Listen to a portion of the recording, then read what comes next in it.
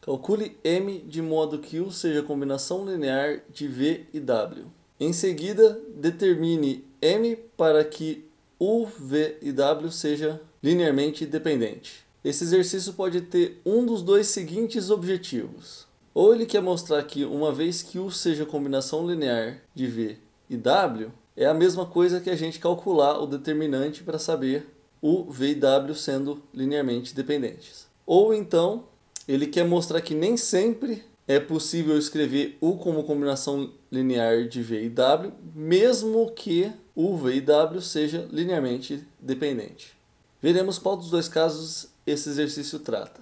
Comecemos escrevendo U como combinação linear de V e W, onde U é a soma de V vezes uma constante alfa mais W multiplicado por uma constante beta. Abrimos então cada um dos vetores para que possamos escrever uma equação para cada componente vetorial. A primeira equação para componente x, segunda equação componente y, terceira equação componente z, formando assim um sistema de 3 equações com 3 incógnitas. Note que essas não são equações lineares se considerarmos m como uma das nossas incógnitas. A gente consegue perceber que é um sistema impossível de resolução se a gente somar essas duas equações. A soma delas dá m-1 alfa mais m mais 1 beta igual a 4. Só que a gente tem uma equação aqui em cima que é m-1 alfa mais m mais 1 beta igual a 1. Note, não tem como que o lado esquerdo se manter igual ao direito se em um caso ele é igual a 4 e na outra equação ele é igual a 1.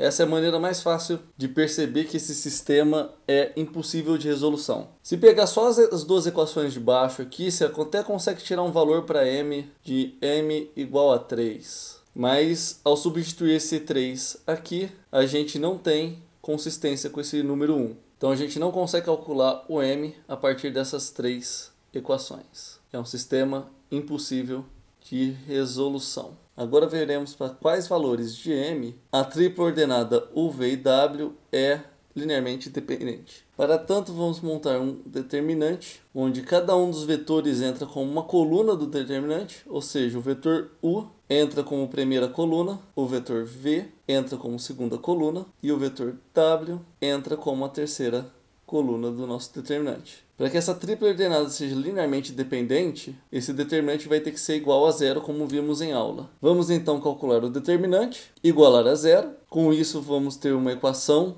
de m, e assim podemos achar os valores de m para que U, V, W seja linearmente dependente. Primeiro multiplicamos essa diagonal, resultando no valor 2. Pegamos a próxima diagonal, que resulta em 2 vezes m menos 1 ao quadrado, e a terceira diagonal, que resulta em 2m mais 1, m menos 2. Agora vamos para as diagonais no sentido contrário, cuja primeira é menos 2m mais 1, a segunda é menos 4m menos 1, e a terceira é menos m menos 1, m menos 2. Toda essa expressão tem que ser igual a zero. Expandindo os parênteses e combinando os termos, temos que essa equação resulta na equação 3m ao quadrado menos 9m igual a zero. Ou seja, 3m vezes m menos 3. Como solução, o m pode ser igual a zero ou o m pode ser igual a 3. Então, para o valor para m igual a 0 ou m igual a 3, nós temos que esses três vetores são linearmente dependentes. Como isso pode acontecer uma vez que